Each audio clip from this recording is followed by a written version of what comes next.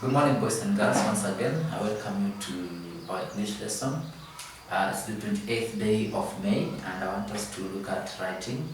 I want you to turn to your books on page 15, to your booklets on page 15, so that you can go together. And I want us to learn how to do what you call a creative writing. Now, when you talk about the word creative, remember to create is to make something. You make a story out of nothing and it becomes a story, like it's a true story. So that's what we're going to learn today.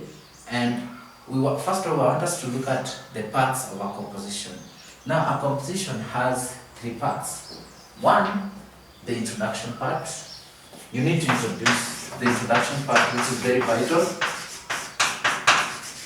Now, this introduction always makes your composition look attractive.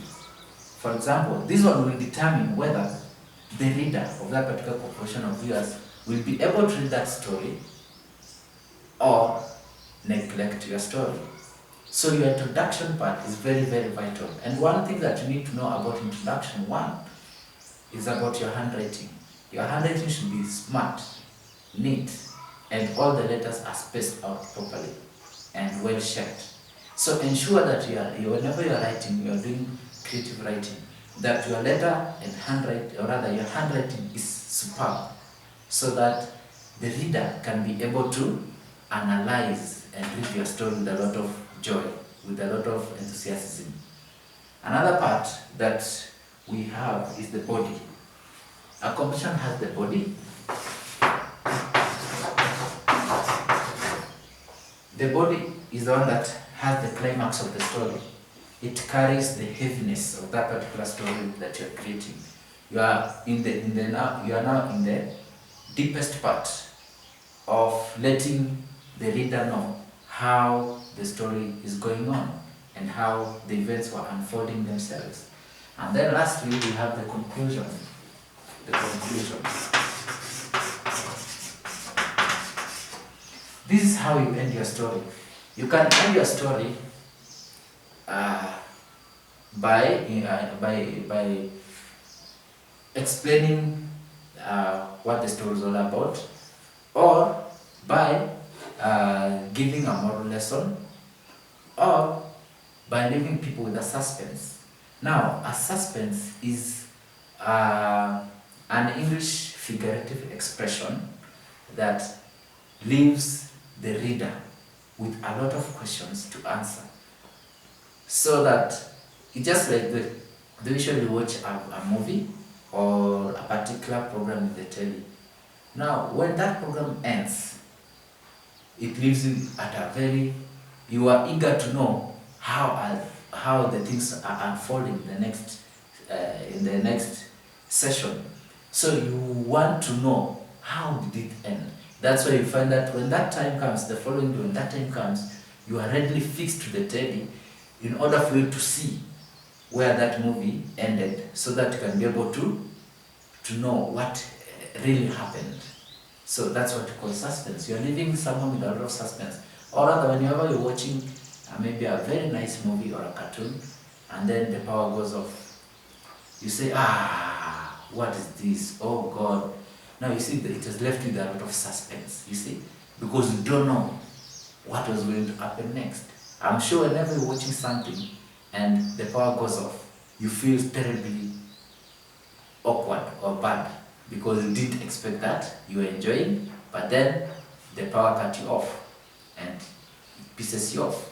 So the conclusion, I've said you can end the story with with a proverb, a suspense, a moral lesson, and so on. So a conclusion is also very important. Now, when writing a composition, what you need to understand is that you need to have instructions to guide you.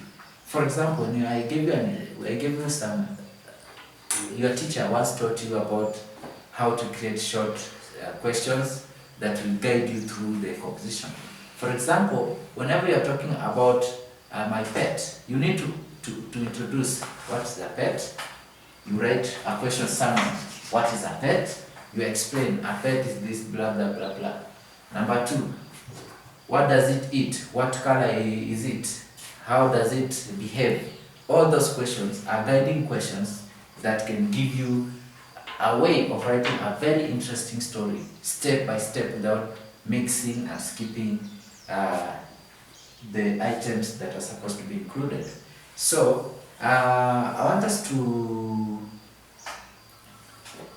look at page 15, page 16, sorry. We have a visit to the market, a story there, a visit to the market. We've been given some concepts on what to follow. We have the introduction part. You've been given some questions to follow. What is the name of the market? Where is the market? Those are what you call the guiding questions that I was talking about. Then we have the body. We also have some questions, and also we have the conclusion.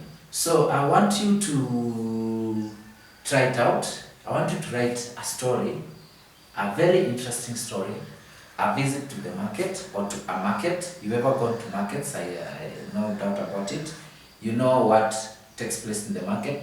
Following the guidelines that have been given by your teacher in that particular booklet, follow those questions, write the story based on those particular questions. You can include some figurative expressions like the similes, the proverbs, and so many more, for you to be able, for your computer to be so interesting. So with all that, I want you to have your pens, your pencils, a rubber, and sit properly at the right posture, the way you are taught in school, and ensure that the handwriting is neat and neat enough, so that whenever your parent reads that particular story, he or she will taught you about handwriting. So don't go home, or rather, whenever you're at home, don't interfere with the handwriting, the one that we taught you at school.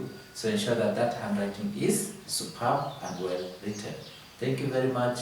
See you next month. See you in our next lesson. Goodbye and stay safe.